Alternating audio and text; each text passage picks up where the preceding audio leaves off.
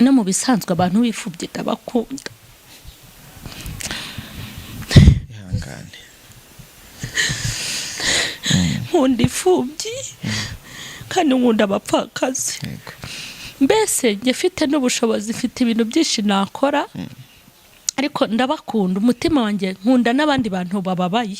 yego Iyo namaze kumenya ngo uriya muntu ni imfubyi, ni umupfakazi, mpita numva ari umuntu udakwiye kubabara. Umuntu w'imfubyi ntabwo akwiye kubabara. N'umuntu ubabaza imfubyi akayigirira nabi ahura n'umuvumo ukomeye. Ujye utinya abantu Imana yibarujeho.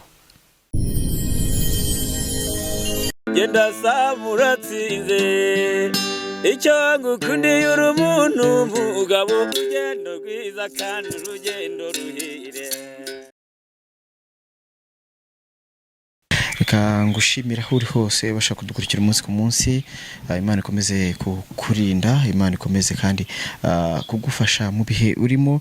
Turi kwibuka jenoside yakorewe abatutsi mu 1994, aho abanyarwanda n'ubundi tukiri muri ya nsanganyamatsiko yo kwibuka kandi tuniyubaka. Uyu munsi turacyari gukora ibiganiro n'ubundi by'isanamitima, duhihumure abantu bari mu buzima bugiye butandukanye, abantu bari mu bibazo, abantu bari kwibuka bya bihe banyuzemo bitari biboroheye, tugira ngo tubakomeze. Mama Charlene, Yesu ashimwe. Ahimbazwe. Umeze neza? Yego tumeze neza. Yego. Narindi kuvuga ngo wenda ariko turi buze kuganira n'ubundi turebe uruhari rwivuga butumwa, umuvuga butumwa mu bijyanye no gufasha abantu gukira ibikomere. Ese ubona koko mu matorero, mu nsengero, dore ko amatorero amwe n'amwe yagiye agira uruhare muri jenoside, ese nyuma ya jenoside yakorewe abatutsi hajyaho n'uruhare rwo kugira ngo bafashe b'abantu bari bafite ibikomere kwiyomora cyangwa se kubaka igihugu, cyangwa se mu bumwe n'ubwiyunge mu kubyigisha mu nsengero? Okay, mbere yuko nkomeza ndabanza kubwira abadukurikiranye abari mu Rwanda no mu mahanga bagezweho ingaruka n'ibi bihe byo turimo.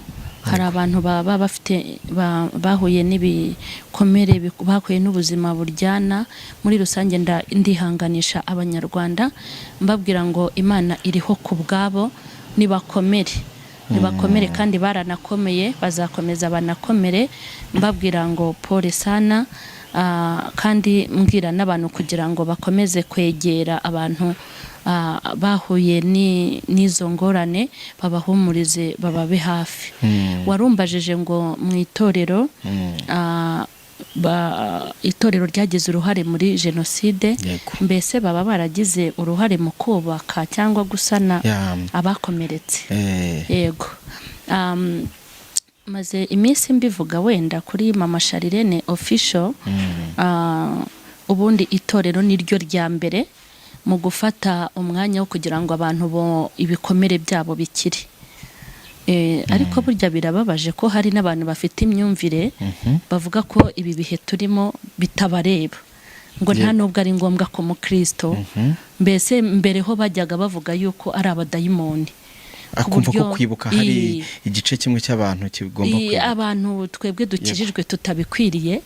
Ariko burya hari ijambo ry'Imana rivuga ngo mujye mwishimana nabishima. Nge niryo nshingiraho njya guha abantu ihumure no kubwira abantu ngo nibakomere, nkashaka n'ibyabahumuriza mu buryo butandukanye. Mwishimane n'abishima, mubabarane n'abababara. Noneho rero iki gihugu cyacu kikabamo abanyamwuka bakomeye b'abayobozi bagize isanganyamatsiko, irasanganyamatsiko ni y'abanyamwuka. Kwibuka twiyubaka, ntabwo Imana yabitwangira. Urumva ko ni ibintu byiza. Rero birababaje cyane ibyo uvuze, urebye mu itorero ntabwo bihari, ni gake cyane. Mbona abantu baraje mu itorero Imana ikabomora ku giti cyabo, kandi burya abantu bahuye bakorewe jenoside bakarokoka jenoside yakorewe abatutsi, bakijijwe bakaza mu itorero, ntibari bakwiye gukomereka bwa kabiri. Ubundi itorero ni umuryango mugari Imana yaduhaye. Yego, ngo nuhagera uri ifubyi uhita ubonamo ibyiciro byawe, uhita ubona basaza bawe, uhita ubona barumuna bawe, ubone bashiki bawe, ubone ababyeyi bawe, kuko ibyo byiciro byose mu itorero birahari. yego Mbese nta muntu wari ukwiye kuba imfubyi ari mu itorero, ariko usanga abantu bari imfubyi barakomeje kuba imfubyi, ariko ntago byagakwiriye. Naho umuntu utamubera mama wuzuye ngo mubere papa wuzuye, ube nyirarume, ube nyina wabo yabuze, ube umuryango, mube mwarahujwe, mube mutavukana ku mubiri, ariko umuntu ushobora kumubera umuvandimwe mu mwuka, yagera no muri ibi bihe akavuga ati nubwo napfushije musaza wanjye, ariko nibura uriya musaza wanjye Imana yampaye twahuriye mu itorero, nibura ndamubona nkishima. Ariko biratangaje ko tugera muri ibi bihe abantu bakarushaho kugira umubabaro, bakigunga, kandi itorero rifite ibihumbi n'ibihumbagiza. Inshingano z'abakristo ntago bazujuje ijana, barikora gake, abandi bakabikora kubera ko ari ngombwa bakurikiye abandi, ariko dukwiye kubigira ibintu byacu, ko nta fubyi ukwiye kuba mu itorero, nta mupfakazi ukwiye kuba mu itorero.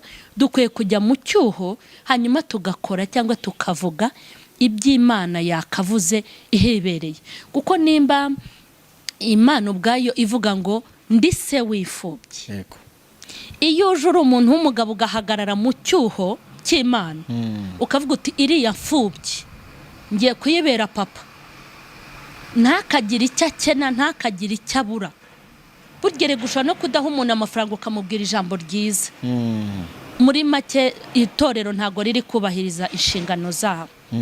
Yego ntago ziri kubahirizwa. Nagiye hari ikiganiro nakurikiye uyu munsi bari kuvuga ukuntu ubwo abagore n'abakobwa bari mu bantu bashigishwe cyane. Hari abantu bagiye bafatwa ku ngufu, rimwe na rimwe bakanduzwa indwara zidakira. Hari n'abagiye bahohoterwa mu buryo bugiye butandukanye. Muri iki gihe ubona uwo muntu akeneye rihe humure riva ku itorero, cyangwa se riva kuri wa muvugabutumwa, riva kuri za nyigisho twumva wenda mu rusengero? Reka nkubwire, bariya bantu hari ijambo rivuga ngo yagukomerekeje ni nayo ikomora. Yego. Ahubwo njye ndumva nabwira abantu ngo tubigireho gushira ihungabana. Ni uri kumva? Yego. Ndababwiye ngo nibakomere kuko banakomeye. Abo bagore uvuze n'abo bakobwa bakorewe ibyo. Yego. Ni abantu Imana yubatse mu buryo buteye ubwoba. Hari abo nziranye nabo, hari abo twabyirukanye, hari abo tugikundana, hari abo tuganira, hari abampamagara bakambwira ibikomere byabo, wenda bumvise ubuhamya bwanjye, ari ubuhamya ntajya ntanga. Nanjye mfite ibyo nahuye nabyo. Bari abantu bariyubatse ku buryo bakwiye kuba icyitegererezo cyacu. Usanga muri ubu buzima turimo tunyura mu tubazo, umugabo yantaye, bambwiye nabi, baje kumvuga kuri social media, ugasanga umuntu agiye kwijyana kwa makuza ngo agiye kwiyahura. Ariko urebye uburyo bari abantu bubatswemo muri ibi bihe, uzi ko umuhamagara ugira ngo umubwire uti ihangane ku bw'ibi bihe, ugasanga akomeye kukurusha cyane. Gusa nababwira ngo nibakomere, bakomeze bakomere, kandi mbwira abadukurikirana birirwa binihisha ngo bigire ku bagore n'abakobwa barokotse jenoside yakorewe abatutsi. Batambutse ibikomere, bubaka imbere habo. Abagore babyaye abagore, babyara abagabo, bavuye mu undi muryango, ku buryo ari abantu b'icyitegererezo. Naho umuntu atasoma Bibiliya, ni abantu bo kwigira, ni abantu nge n'abanya ari abantu bo kwigirwaho gukomera. Yego. Nababwira ngo babaye intwari, kandi babigizwe n'Imana. Ikomeze bashyigikire, bavemo abandi bantu, ahubwo bajye batinyuka, baze bahumurize abantu birirwa birya imyotso, sinzi ukuntu mu Kinyarwanda babivuga, birirwa biririsha. Baze kuko Imana yabageze intwari, kugira ngo baze bafashe abari kubinyura mu tubazo tworoshye kandi bananiwe kutuvamo. Yego.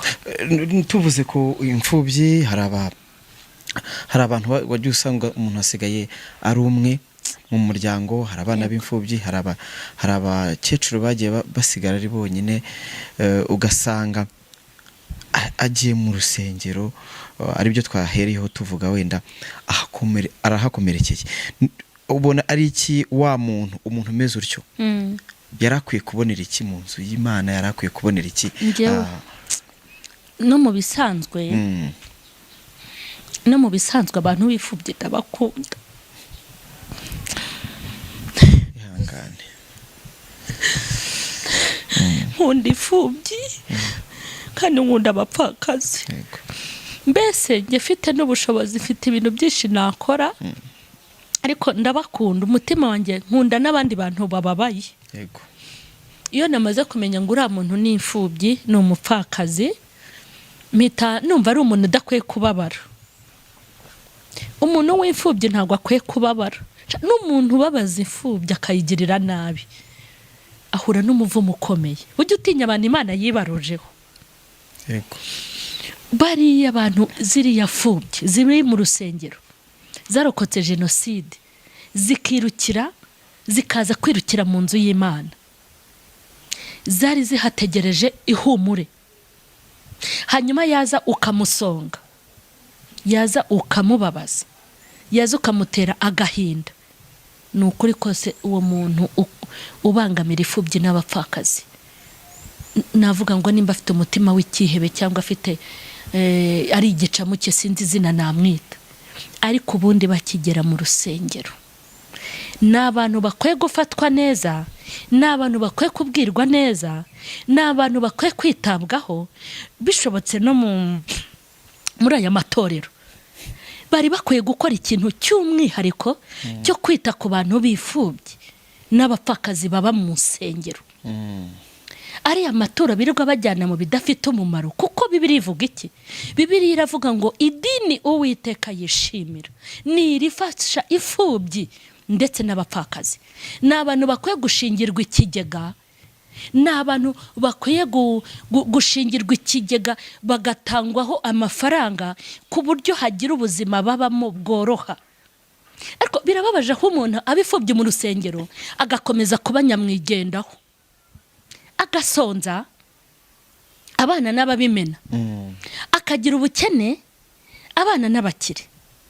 Kandi burya iyo wahuye n'ubukene n'ubuzima bubi niho wibuka abawe babuze, niho wibuka ukuntu mama we yagukundaga, ukibuka ukuntu papa we yagutahaniraga ikintu runaka, ukibuka amagambo meza wabwirwaga, noneho kwa kwibuka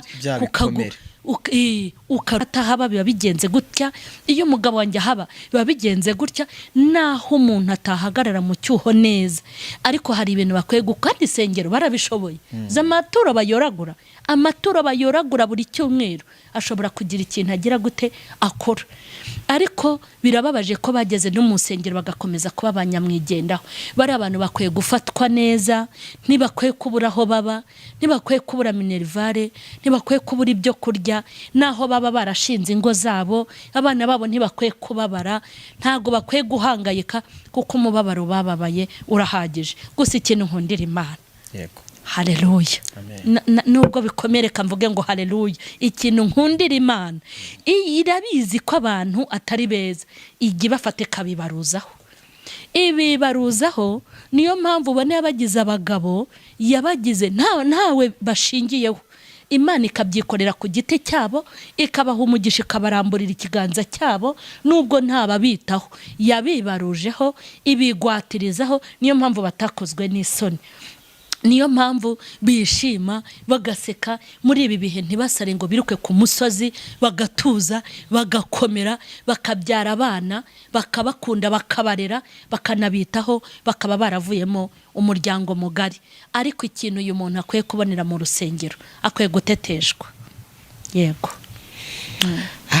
ubwo ntacyo bari kubyumva, abadukurikiye bakwiye guteteshwa. Umuntu wagize ibikomere bakwiye gukundwa, nta muntu reka nkubwire, ntabwo ari muri bihe by'icyunamo.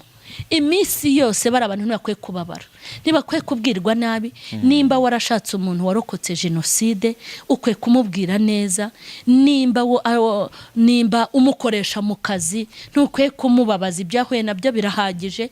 Ahantu hose baraba abantu, nuko abantu bafite imitima ntazi aho bayikuye bakwiye gufatwa neza mu bundi buryo kuko bahuye n'ibintu bikomeye. Ukomoje gato ku rushako, hari umuntu ejo nakire n'ubundi ambwira ko yari yaragize ibikomere.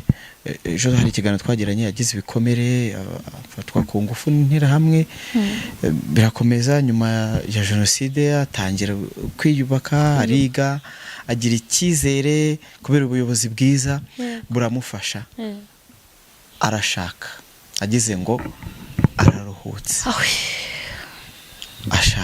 ashakana na wa wundi utarahigwaga muri jenoside. Ibikomere noneho yagiriye mu rushako, yarambwiye ngo yajyaga atekereza inshuro nyinshi kujya kwiyahura. Mu rushako ho biba bikwiye kugenda gute? Nk'uko wari uvuze ati wa muntu nimba uzi ko yakomeretse mu kabano ukamushaka, ukwiye kumufasha ute kugira ngo basa kubone mu babandi be bose yabuze yumva akomeye? Reka nkubwire, abantu bose ntibanezezwa n'ibyiza. Hari umuntu mu buzima bwe ushimishwa nuko yakoze ubugome, wose mubwire irihe jambo, mubwire irihe jambo ngo nabigenze gutya. Ntago umubaje w'imitima ntiyayiringanije. Hari umuntu kugira nabi binezeza, gukora ibikorwa bibi bya kinyamaswa bigahumuriza umutima we, ariko se bitabaye ibyo mbabwiza ukuri, ni gute umuntu ashobora kukwemera nibura, sibyo? Akavuga ati uwo mwana warokotse jenoside, reka tuvuge turi abanyarwanda, akaba yararokotse akagushaka, uri ubwoko bwamuhize nubwo atari wowe wabikoze. Urwo rukundo bakugiriye rwo kuba ataravuze ati reka nibanire na mwene wacu, akagukunda urukundo rwo kurenga ibyo bene wanyu bamukoreye mukabana, ubu kwese kumubabaza? Ntabwo uba ukwiye kumubabaza. Abafite urukundo rw'indengakamere, kuko abandi bo barabyanze ati hoya kabisa sinabashakamo, kandi n'ukuri ntabwo mbimuhoye n'uwavuze gutyo, kuko ntabwo bikomeye. Abanyarwanda barakubititse. Noneho umuntu ufite umuntu w'imfubyi, akaba ari nk'umugore we cyangwa ari umugabo we, sibyo? Buriya hari igihe ibi bihe binkoraho kubera amateka nahuye nayo. Hari igihe nyura mu bantu, yo pole sana kwa hizi masiku, nkagenda mbahumuriza ku buryo nimba ari umugabo, nimba ari umusore, mbanamubwira ndi mushiki wawe. Ubwo se umugabo namubwira ngo ndi umugore wawe? Ntabwo byakunda. Ariko nkumva nibura hari ijambo ryiza namubwira. Nimba umuntu ari umugabo akaba yarashatse umuntu warokotse jenoside yakorewe abatutsi, mu kuri kose agomba gukora icyitonderwa, kitari uyu munsi ahubwo mu minsi yose. Agakora ikintu kizatuma atibuka mama we, agakora ikintu kizatuma atibuka papa we, kuko ibyo ngibyo bishobora kumukurizamo kwiyahura. Ikintu nasaba bene abo, nabasaba ngo bahagaze mu cyuho cy'Imana, bagakora iby'Imana yagakoze ihibereye, ko Imana ikunda ifubye n'abapfakazi, hanyuma bakabagirira neza, ku buryo n'amakosa bari abantu bakora ntabwo uba ukwiye kuyitaho, kuko bafite ibyabakoresheje. Nimba ari umugabo, nimba ufite uwo mugabo wawe ukaba uzi ko yarokotse jenoside, biriya ni ibihe byari bikomeye, mube hafi. Naho yaba ari umunyamakosa, naho yaba ari umuntu udashobotse, kuko ibyo twanyuzemo ntibikuraho za kamere, mube hafi, umwihanganire, kuko yanyuze mu mateka agize ati akomeye. Hari umugore, hari ntunzi n'abafiyasi, akundana n'umuntu warokotse jenoside, barakundana nk'abantu benda kubana. Noneho afite ukuntu ateye pe utapfa gushobora. Noneho yaraje aranganirira ngo uriya musheri wanjye, ubwo ni umugabo, ni umusore benda kubana, uriya musheri wanjye ateye gutya na gutya. Noneho kuko nzi ko ari ifubyi, nkamubwira nti ndakwinginze uzihanganira uko ateye, muzabana ugiye kumwomora, ntuzategereze wenda akayazimuturukaho, wowe uzagenda ugiye kuzimuha. Biramugora, ariko umunsi umwe dusenze Imana ivugana nawe. Imana yacu niba atanabikora niba atanabikora Imana izabyikorera, niba atanatanga ihumure Imana irishoboye, niba atanababa hafi Imana irishoboye, kuko n'undi yarabubatse mu buryo bufatika. Imana yamubwiye niyumvira, umuhanuzi aramuhanurira, Imana iramubwira ngo ujye wihanganira umwana wanjye, ngo yahuye n'ibikomere byinshi. Bimwe namuhuguraga amubwira, Imana irabimubwira, imubwira ukuntu atakunzwe, imubwira ukuntu yakoze kugira ngo akurane n'ababyeyi,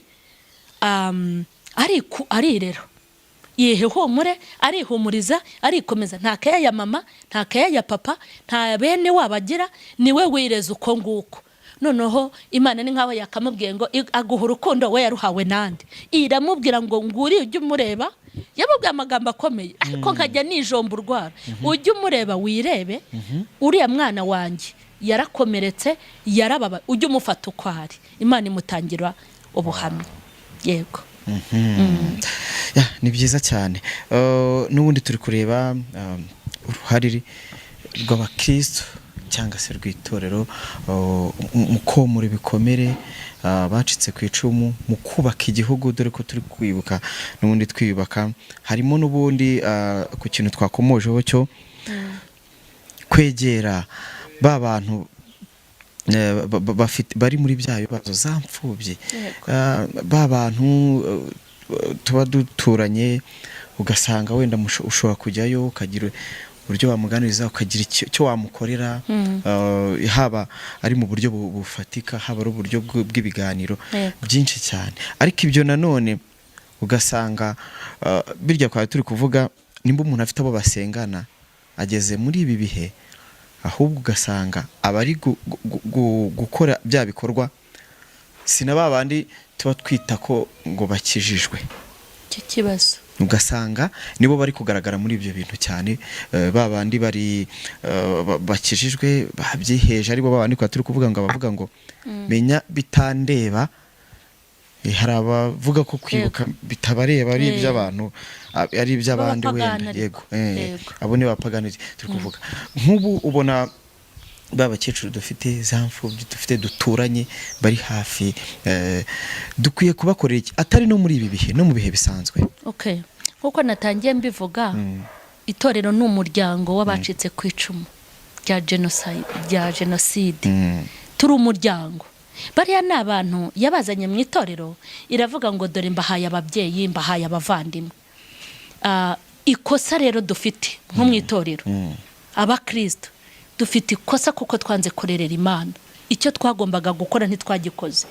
Nk'ubu hari ibintu njya ndeba bikambabaza, aho ubona nk'ibitangazamakuru bya bisanzwe atari muri gospel, mu bariya basanzwe. Yego. Ugasanga niba koko bashishikariye imfubyi, bashishikariye abapfakazi mu rusengero, ngo twebwe tuzi kwirwa dufata Bibiliya bitatureba.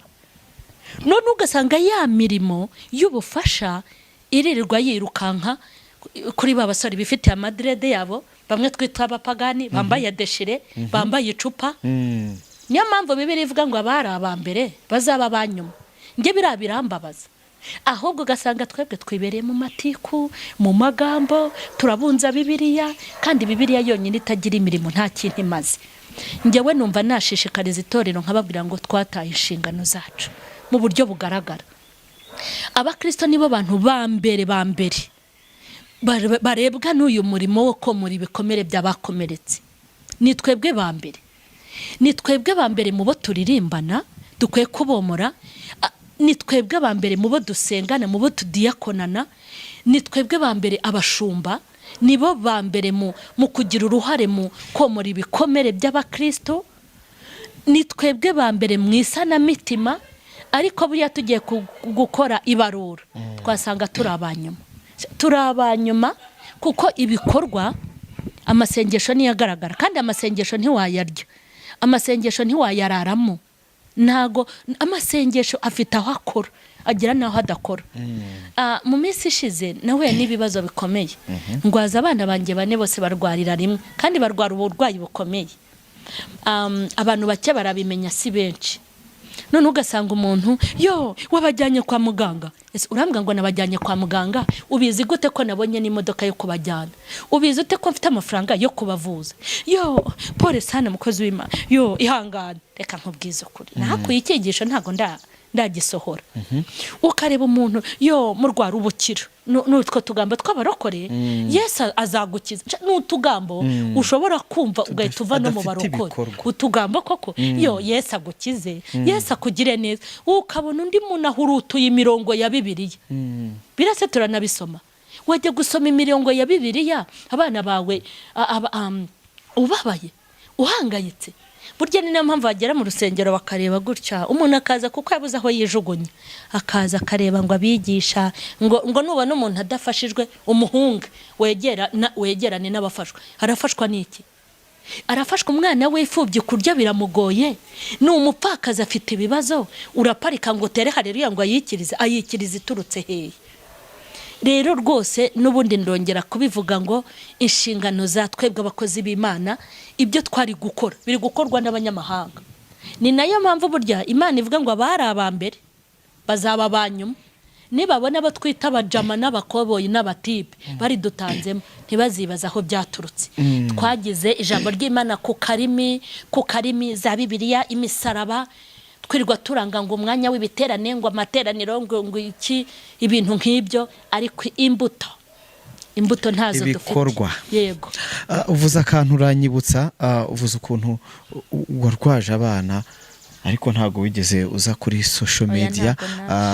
Nibuka ko n'ubundi ari ikiganiro mperuka gukora, hari umuntu ngo waje kuri social media umuvuga butumuzwe ariko uvuga ngo bamufashe, hari ibyo agiye gukora. Abantu nabonye undi aza gutanga ikiganiro avuga ati dufite abana b'imfubyi, dufite abakecuru barokotse jenoside, dufite nta numwe uraza kwicara ngo akore ikiganiro byibuze avuge ngo aba diaspora bamufashe. None wowe uraje, abavuga butumwa, nubwo wenda wowe wabyicecekeye ariko hari bagenzi bawe ahura n'akabazo gato niyo kaba gasaba 50 cyangwa 100, agahita aza agasaba ikiganiro akabivuga.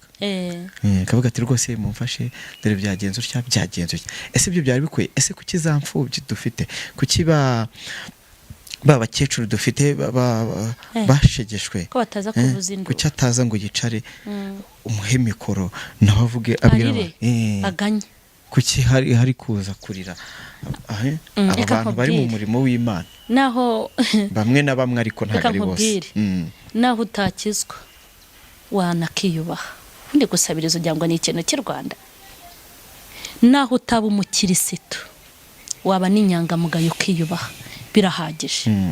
Ngewe ntago njya mbyemera kubona umuntu w'umukirisitu uza kuri kamera ngo bamusohoye mu nzu byagenze gutya. Ijambo ry'Imana rivuga iki? Ngo nta mukirisitu, nta rubyaro rw'Imana ruzicwa n'inzara, nta nubwo abana b'uwo mukirisitu bazasabiriza. Nubona umuntu yasabirije, ujye umenya aho avuka, ujye umenya se ni wa wundi, kuko hari ugusaba hakaba no gusabiriza. Bo rero barasaba bakanasabiriza. Nka wa mugani se, izo fubyi abo basizwe iheruheru, kuki bataza tumva wa munyamakuru rwose bambwirire nari ifite abana 10 none sigaye ndumwe bantabare? Ni gute uwo mukecuru yihagararaho akamara imyaka 28 yihagazeho akabyimenyera, leta ikamwimuka, abantu bikamusa? Burya se ugira ngo ntibabaho neza? Nubwo batagira, nubwo badataka, ariko baratabarwa. Kubera iki? Ubundi abanyarwanda tugira umuco wo kwihagararaho, ariko ibyateye ubu biteye isoni, biteye n'agahinda. Kubona umuntu aza hano ngo arasaba inkunga afite amaguru 2, bagiye bakora. Noneho hari systeme y'abakozi b'Imana runaka yarwaye yagiye mu bitaro bakita bazana kamera. Ntago wanzanaho kamera. Bira ni ibintu by'ubudiscipline, ntago ari byiza. Kura no gusabiriza. Ubwo nibajije impamvu warwaje abana. Ngewe dore noneho imyaka maze barwaye, uze kumbwira nkwereka amafoto iyi mu bitaro, nta bitaro bitatuzi. Ariko nze kuri ese nzabwirwa n'iki nimba ari Imana yantabaye cyangwa ari abana?